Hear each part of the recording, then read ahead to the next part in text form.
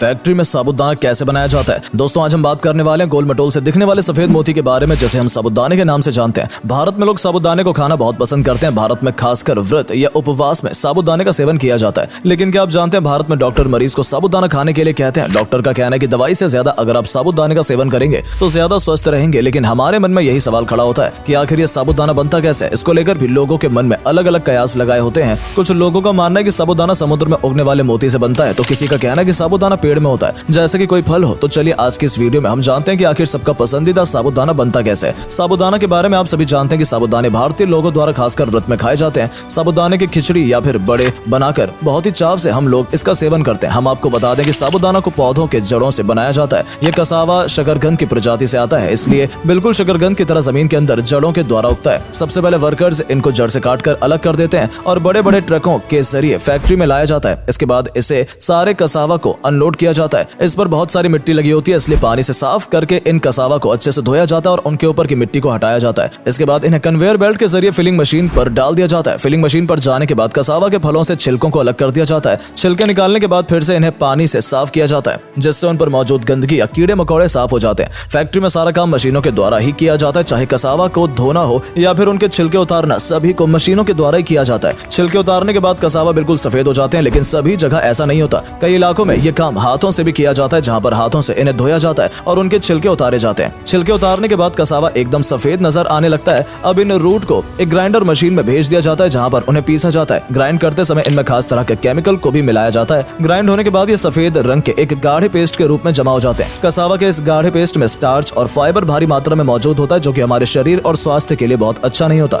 इसलिए इसमें मौजूद सारे स्टार्च और केमिकल को फिल्टर के जरिए अलग कर दिया जाता है, यानी कि इन्हें रिफाइंड कर लिया जाता है। रिफाइंड का प्रोसेस पूरा होने के बाद अब इसमें जो पानी बचा होता है उसे मशीनों के द्वारा बाहर निकाल लिया जाता है और दूसरी तरफ स्टार्च को फाइबर को अलग करने के बाद जो गूदा निकलता है उसे ओवन में तब तक सुखाया जाता है जब तक कि इसमें नमी की मात्रा घटकर 12% ना हो जाए। सूखने के बाद कसावा का पाउडर बड़े बड़े गट्टों के आकार में बदल जाता है, इसलिए अब इसे फिर से ग्राइंड किया जाता है, यानी कि पीसा जाता है, जिससे कि ये जो बड़े बड़े कसावा के गड्ढे बन गए हैं वो फिर से पाउडर के रूप में बदल जाए। पाउडर के रूप में बदलने के बाद इस पाउडर को अरारोट कहा जाता है। अब साबूदाने बनाने की प्रक्रिया अंतिम चरण में आ चुकी है। अंतिम चरण में इस अरारोट को साबूदाना का आकार दिया जाएगा। इसके लिए अरारोट को एक मशीन में डाल दिया जाता है, जो कि सारे अरारोट को 1 mm से 7 mm के गोल आकार में बदल देता है और इस तरह से इस मशीन से साबूदाना तैयार हो जाता है। अब इन्हें अलग अलग रंग बिरंगे पैकेट में पैक कर दिया जाता है और पैकेजिंग को अंतिम रूप देकर मार्केट में बिकने के लिए भेज दिया जाता है। फैक्ट्री में साबूदाना एकदम स्वच्छ और साफ तरीके से बनाया जाता है और यही वजह है कि इसे लोग व्रत और उपवास में खाना पसंद करते हैं। साबूदाने में जो हानिकारक पदार्थ होते हैं उन्हें पहले ही अलग कर दिया जाता है, ताकि हमारे स्वास्थ्य के लिए हानिकारक साबित ना हो। और शायद यही वजह है कि डॉक्टर भी साबूदाना खाने के लिए मरीजों को प्रेरित करते हैं,